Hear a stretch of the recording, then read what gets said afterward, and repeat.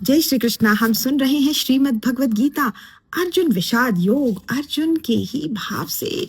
चलिए समझते हैं आज का ज्ञान। जब अर्जुन कुरुक्षेत्र की रणभूमि में खड़ा हुआ था तो उसका भय केवल बाणों और शस्त्रों का नहीं था, उसका भय था कुल के विनाश का, परिवार की मर्यादा के क्षरण का और समाज के पतन का। चलिए समझते हैं कैसे। अर्जुन कहते हैं, हे वासुदेव, इस युद्ध में घोर पाप व घोर विनाश होगा। खून खराबे से कितने ही कुल नष्ट हो जाएंगे। इन सब का पाप मैं अपने सिर नहीं लेना चाहता। इस युद्ध से किसी भी प्रकार का लाभ मुझे इतनी खुशी नहीं देगा जितना इस युद्ध में हुए विनाश से मुझे दुख होगा।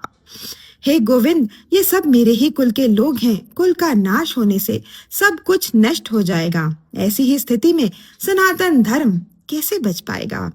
धर्म के नाश से संपूर्ण कुल में पाप बहुत फैल जाएगा।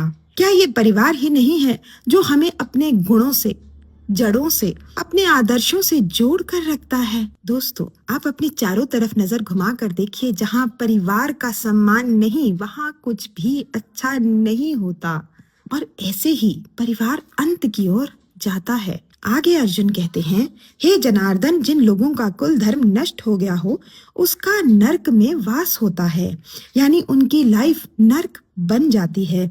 दोस्तों, महाभारत काल में ऐसा ही माना जाता था।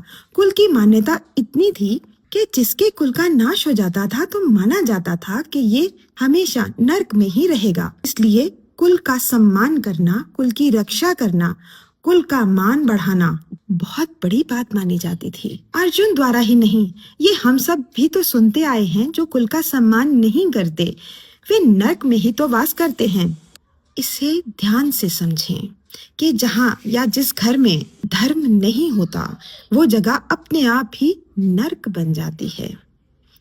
ये अर्जुन के विचार हैं दोस्तों, पर क्या ये आज भी उतने ही मान्य नहीं हैं? विचार अवश्य कीजिएगा, क्योंकि आगे बहुत कुछ कह रहा है निष्पाप अर्जुन। जय श्री कृष्ण।